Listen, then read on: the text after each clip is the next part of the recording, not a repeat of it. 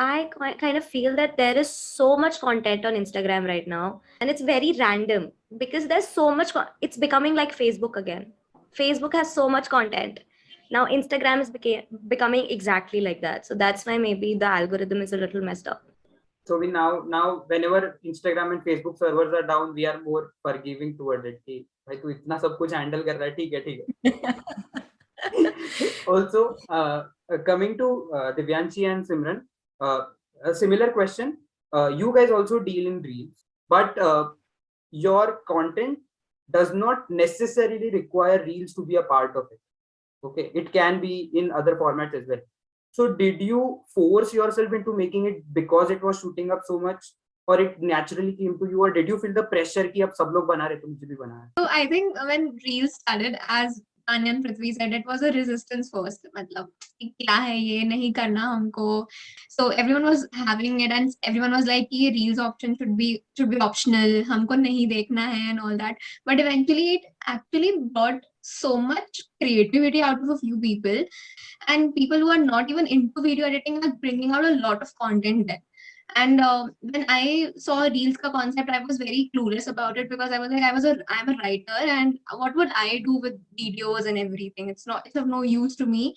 But then I saw writers also doing it, and I saw photographers doing it, and I saw the potential that you can actually experiment with something very new here. And I realized that I can actually put my content in a very different way here. I can put up the quotes and two-liners that I use in form of reels and give it a very visual effect as well.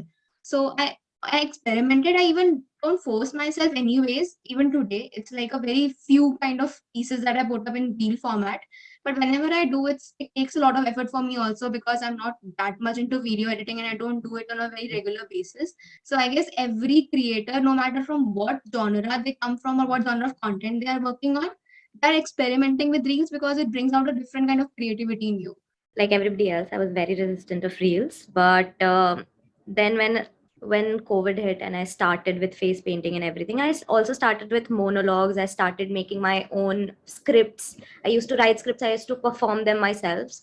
So that's when I realized, because my acting wale videos were like more than 1 minute, and to promote them before people could see it, I could make trailers for 15 seconds and 30 seconds. That's what made me make reels. And the makeup videos that I used to do, the face paint I used to do, I was like, why don't I incorporate my acting into my makeup videos and make something out of it? So I wanted to incorporate my acting and my makeup videos and create something together. So I wanted to make stories out of, and I realized that makeup could tell stories. So that's how I got into reels and short video making. So cringe TikTok, and there are so many such pages. I mean, I'm forgetting the name. So yeah, they have a massive following. Okay, and even I end up sharing them in DMs with my friends because it is so cringe that you have to share it with other people, and that is when I'm so dejected. Okay, this is getting so many views, and I'm trying so hard over here. So I mean, how does that make you feel? Cringe getting more views. I mean, any one of you would like to say something about this? it's actually very disappointing, because sometimes your content is like 100 times better than what's trending and what people are watching and sharing, and I'm like, what is wrong with you people? We need views. You're not watching our thing, you're promoting something that is cringe to you too. Why are you doing this? Yeah. So that's what goes inside my head. Yeah. Right. Add to that, I think it depends on how active you are on your page. Correct. Yes.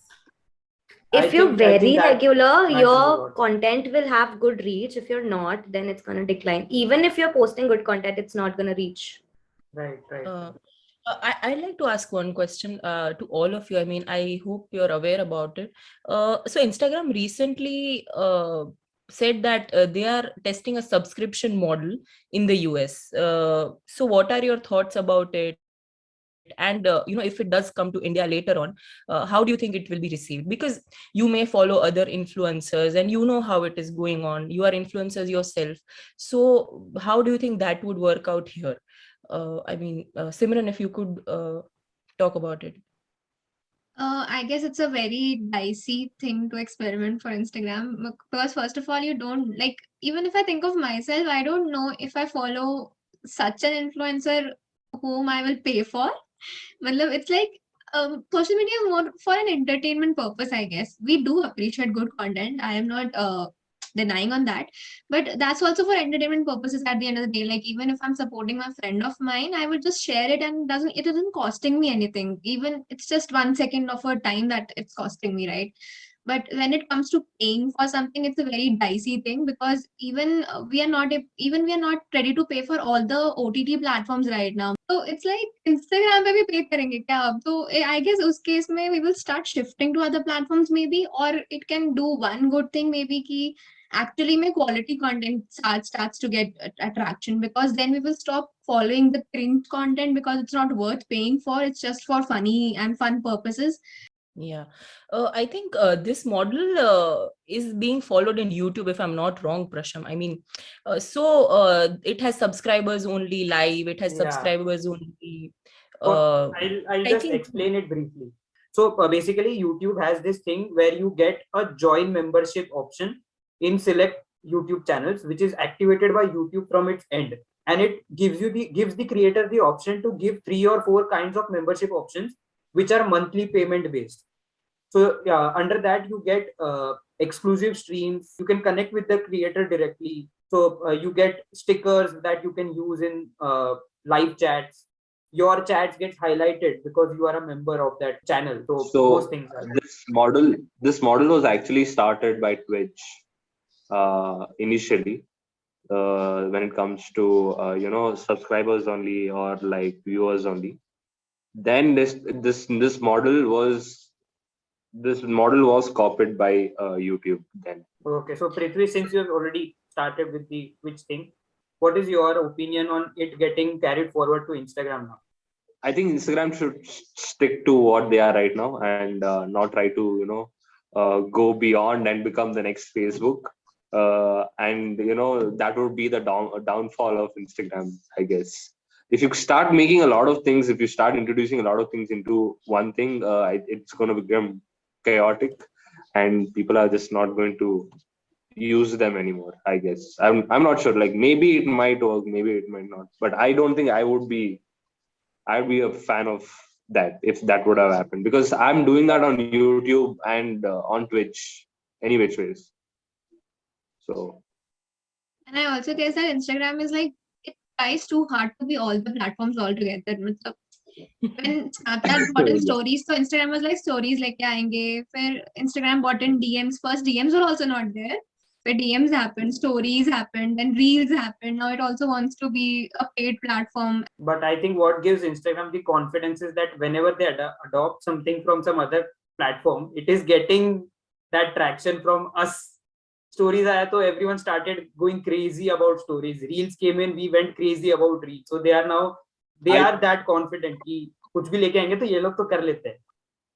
Because no, but I guess कोई not platform always. ही नहीं आ रहा है ना उसको replace करने के लिए. पहले प्लेटफॉर्म्स आ जाते थे फटाफट से. पहले फेसबुक got overrated, तो Instagram came in and gave it a competition. But Instagram के केस में though our generation is resisting it, but कोई competition नहीं आ रहा है, तो that can shift to the other platform.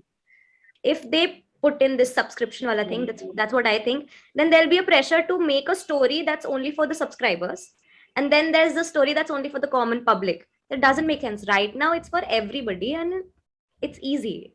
I think micro content creators like us it won't make sense to us, but then there are pages like Curly Tails and people with 500k 1 million followers. I think this subscription thing would be provided to them at first, like Curly Tails do provide offers and everything, and there it makes sense. But we people with 5k 10k followers, it won't make sense to us at all. We would be like, who would buy our content? Nobody. So I think Instagram might do like people with 500k followers can only use the subscription thingy or something. I think they might do that at first. I think Instagram, when it's tried to do something new before as well. I think when they try to get into try to get us onto like downloading an app called the IGTV, which was a separate app back then. it had a separate app for it, but it didn't work out well. Like people didn't like the concept of IGTV, which was trying to be IGTV was trying to be the next YouTube, like Yep. in this space. So, but it didn't work out. So, like you cannot sometimes you cannot try to copy others. So I think this is also another thing that they're copying off of YouTube, which I think might not go well. But if it does well and good for Instagram, but I have a strong feeling that it won't. So yeah, let's see If how it it does, goes. I would like to meet the people who are paying for the content on Instagram. Sure, sure. Also, I'd like to ask, because we're talking about subscription. Uh, I think Tanya does those proper deals, with various businesses. But like for the other three of you, how does that go? Have you been approached by businesses or other pages to promote them, with any kind of consideration, monetary or products? And, how has it been going for you in general? Okay, so I keep receiving DMs from random pages, and they actually have good amount of followers, but the page doesn't seem legit. They're like, we'll ship our products for you. You just have to pay the shipping price, and you have to promote it, and you will be given a unique code which you have to share with your followers, and they can get a discount on it. Once I tried to crack a deal with one of these people, and the shipping charge was more than the product price. And I was like, why should I pay for something that I am promoting for you and I'm not getting anything out of it? So I stopped replying to such DMs then. That's it. All right. Yeah, Simran, you were saying? So in my case, it's not product oriented because mine is more of a writing blog. So usually it happens with me that I have collaborated with All Balaji and all as a freelancer. So they usually come up and they tell you that you have to watch this show and you have to write about it on your blog. And it's usually not revealed that it has been written for them because they want very organic kind of a reach to come out of it. So they will just contact different writers and they will not reveal anything. They will not even give us we don't get an offer letter or something like that for like, there's no proof that we had a deal with them. We are just paid off for that, and we are just asked you just watch the show and talk about it on your blog. So before these rules came in place for the paid partnership thing, or wherein you have to reveal in some way that it is an ad, uh, even I was approached about these shows. I mean, that you have to talk about this show, make a topical meme that is going on about it, and it has to be very, like you said, you have to be very discreet about it being a promotion.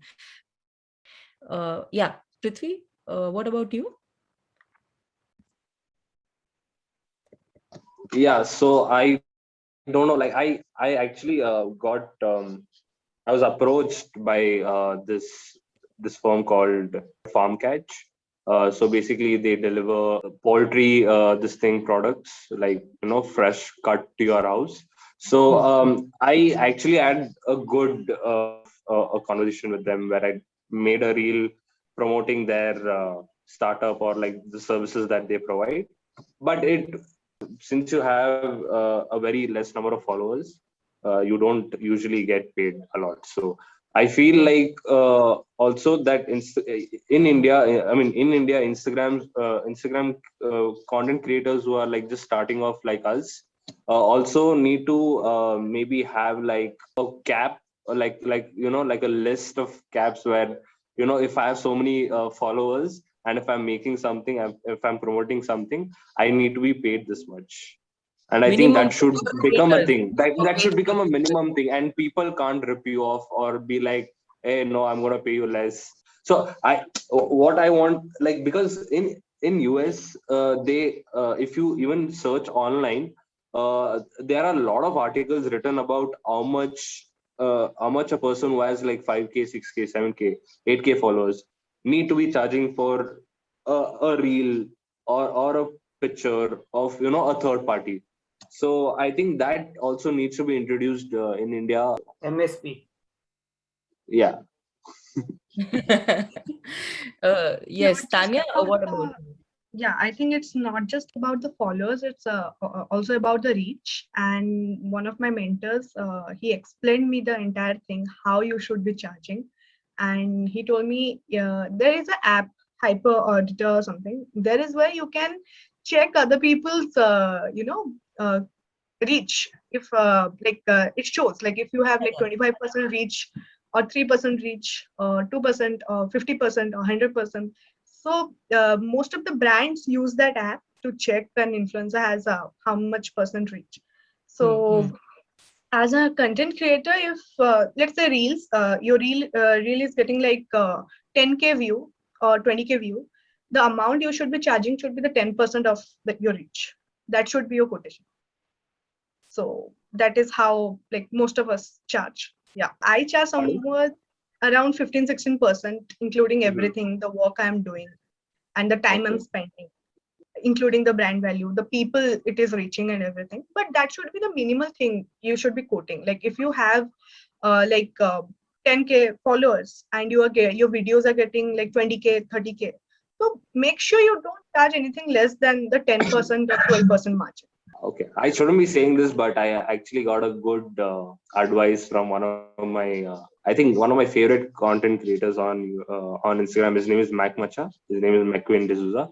I knew I know of him, but then like he literally just shot up. Dude, I had 5K followers. Just imagine, I had 4K followers. He had 4K followers, and in few months time, he was just like in 100K. Like he had 100K followers, and it like he gave me this advice saying that be be consistent and never like don't get into any deals or don't get into any collabs till you reach 50K followers. Like don't do that, because you'll be only wasting your time, you'll be only wasting your creativity, and you'll be only wasting, I mean, like you'll not be posting something that your followers want to be seeing.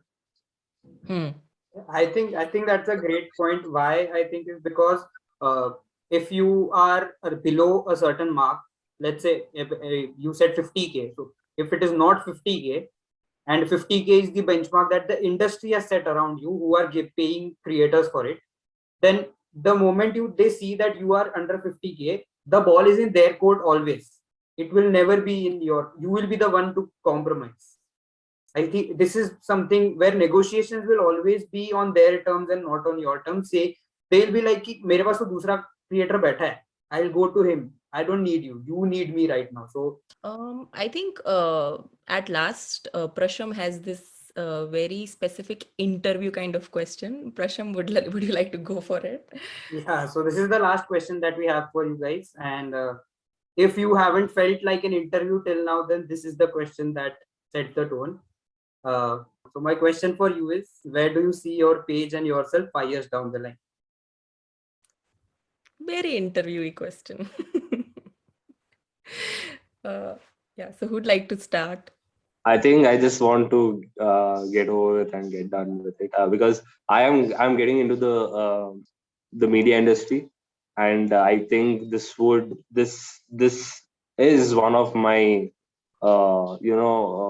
defining, I think, portfolios that I have that would help me even in the media industry. So I think I am going to make it happen. Once I'm going to set my this thing, like my focus to it, and then maybe yeah, in 5 years time, I think I would want to make it big and like be out there. Yeah. We really Yes. think that you will. Thank We you. won't be. I hope We so won't. too. We won't cross question you on that like a real interview. We'll just move on to the next Yeah. candidate here. So I think since past 4 years, I have always focused on the quality over the quantity. No matter whatever collaboration I have done, no matter whatever brands I have, approached, or the brands I have accepted the, deal with, I've always looked upon the quality. I always wanted I always wanted my followers to, learn the story out of my content, like what exactly I want to express.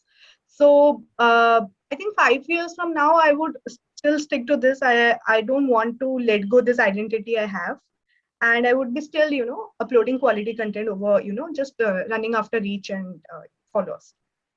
as I said that my genre is very specific, so it has never been really about followers. I agree that when you get reach and you get followers, it's a very greater, you get a very greater kind of a push out of it. But then at the end of the day, we all are like stepping into a very creative field and a very creative career paths. So I guess keep if we keep doing what we love, it just keeps us challenging us and it keeps the creative juices flowing. So I guess we do it more for our own selves because we all are micro creators than for people, I guess.